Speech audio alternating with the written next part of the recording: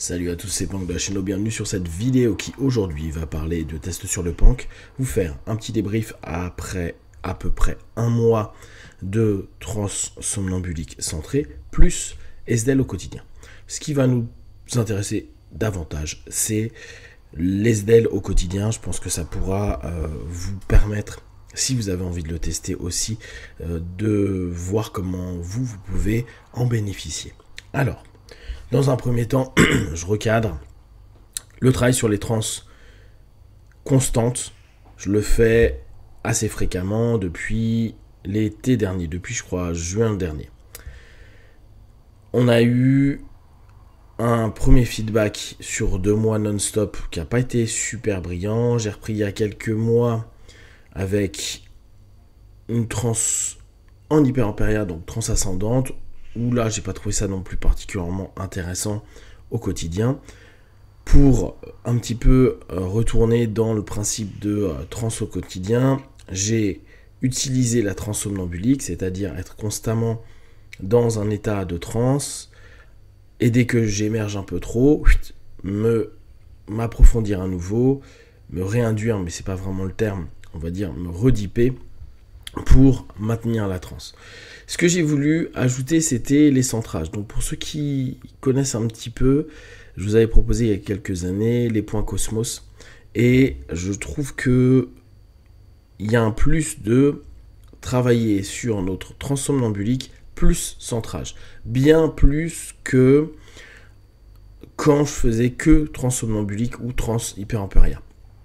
Pourquoi? Parce que il y a un côté beaucoup plus stabilisé ou stabilisant du centrage. Donc pour les personnes qui ont vraiment aucune idée de quoi je parle quand je parle de centrage ou de point Cosmos, c'est des points qu'on a sur notre corps associés aux énéatypes, et en fonction de notre type de personnalité, on avait pu observer qu'il y avait un point sur lequel on entrait automatiquement dans ce que moi à l'époque j'avais appelé une transe mère, c'est-à-dire une transe équilibrée dans laquelle on avait des potentiels physiques, psychiques et émotionnels qui étaient plus importants.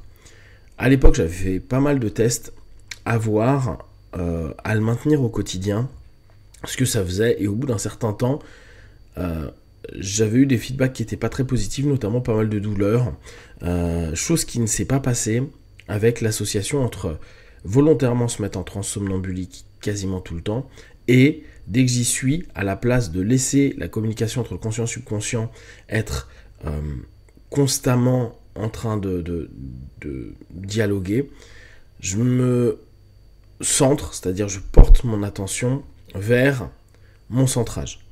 Ce qui fait que il y a cette autosuggestion qui amène à être dans la notion première de focaliser vers un point qui, la plupart du temps, est positif, en tout cas d'après les expériences que j'avais fait sur nous. Et là, effectivement, j'ai trouvé que c'était intéressant. Ça a notamment apaisé certaines douleurs, mais je vous en parlerai parce que je pense qu'il y a énormément aussi le travail de DSDL qui a aidé, et avoir une stabilité sur certains aspects, notamment réflexifs, que j'ai trouvé particulièrement bien. Donc, je continuerai là sur le mois à venir, tout en continuant l'autre test que je vous avais proposé, qui était le travail sur le self-talk. Je vais un peu continuer pour voir si je peux orienter mon centrage d'une certaine façon, comme je l'avais fait à l'époque avec tous les tests sur les points Cosmos. Et je vous dirai si sur un autre mois, 3 semaines, un mois, il y a un autre feedback intéressant. Deuxième chose qui pour moi est certainement le plus intéressant, que vous allez pouvoir réutiliser, je pense assez facilement, c'est l'état SDL. Donc je vous rappelle, pour aller dans l'état SDL, il faut amener au niveau somnambulique, vous amener au niveau somnambulique, puis après vous avez les fameuses 3 étapes, étape A, étape B, étape C, dans lesquelles vous doublez votre état physique, psychique, émotionnel que vous aviez déjà atteint au niveau somnambulique, donc vous doublez. L'une des spécificités, c'est la catatonie. Et j'insiste, il n'y a pas d'état SDL s'il n'y a pas de catatonie. D'accord ? catatonie, c'est une espèce de tension musculaire bien spécifique.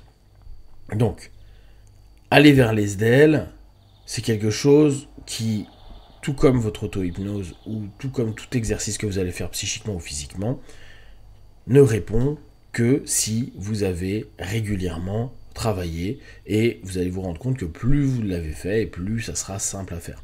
C'est comme courir. Plus vous allez courir, plus ça va être simple pour vous de mettre vos chaussures et de faire des bornes et prendre plaisir. En début du mois, j'avais pas mal de tensions, parce que cette année je me suis pas mal entraîné, j'ai fait pas mal de compètes, quelques compètes, pas mal, quelques compètes, et puis surtout, une des spécificités, je me suis très peu reposé d'un point de vue physique. Donc j'enchaînais parfois des semaines entières sans avoir de jours off, sans entraînement. Ce qui, même si parfois j'allais moins fort à l'entraînement, ce qui est normal, fait qu'on cumule quand même et de la fatigue et des petites douleurs, rien de méchant. J'avais quelques douleurs qui persistaient depuis un certain temps, et le fait de travailler sur les SDL au quotidien, alors comme je vous disais, il y a peut-être aussi un petit travail de centrage, mais centrage, ça a été vraiment sur le bas du dos, là où il y a mon centre, où ça s'est vraiment dilué. Là, c'était plus sur épaules, cou, coude, des petits trucs au niveau du dos, au niveau des genoux, des petits trucs au niveau des orteils, des chevilles, quoi, rien de fou, mais qui régulièrement pouvaient relancer, on va dire, entrer dans une douleur chronique, parce que dépassant 3 mois, eh bien, après ce travail donc qui durait entre 10 minutes et 30 minutes max, SDL, et parfois au bout d'un moment d'SDL, je lâchais l'SDL pour aller sur du Seeker State, c'est-à-dire en hyper relâchement. Les douleurs, s'il y a une mesure qui était, alors pour moi c'était pas des grosses douleurs, mais on va dire autour de 5, elles sont descendues à peu près toutes à 2. Voire certaines ont complètement disparu. En termes de mobilité, j'ai retrouvé de la mobilité que je n'avais pas il y a un mois. De la mobilité, de la récup. Alors, moi j'ai eu un petit coup là, la semaine dernière de une petite grippette bien énervée. C'était d'autant plus intéressant parce que, comme je vous l'avais dit, un des rares points qui peut nous empêcher de faire de l'auto-hypnose, c'est le travail de notre corps, oui, c'est quand on a de la fièvre.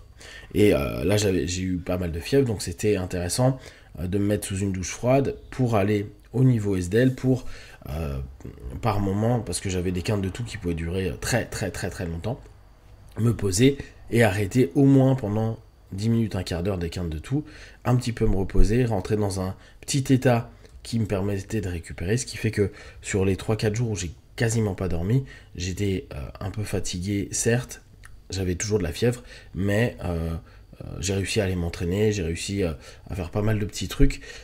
Je pense vachement appuyé par ces notions de récup qu'on peut avoir en état SDL, et ces notions un peu de neutralisation de l'ensemble des éléments un peu ennuyants et problématiques qu'on a.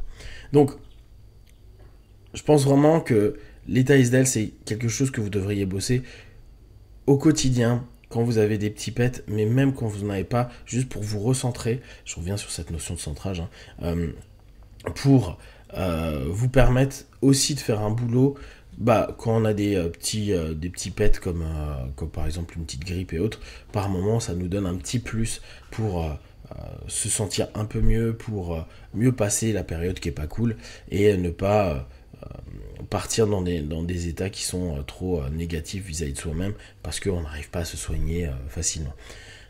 Donc n'hésitez pas à vraiment travailler les SDL. Moi je pense que je vais un peu continuer, je vais voir si je vais pas modifier 2-3 choses, mais ça reste quelque chose qui, je pense, dans votre protocole d'auto-hypnose est vraiment positif à faire au quotidien, ou au moins 3 fois par semaine. Si vous avez des questions et des remarques sur ces deux sujets-là, n'hésitez pas à partager sur Facebook, YouTube, j'y répondrai le plus rapidement possible. Comme d'habitude, de tout ce que je propose, ne prenez que ce qui est bon et juste pour vous tester, observer, analyser et conclure. Be one, ciao.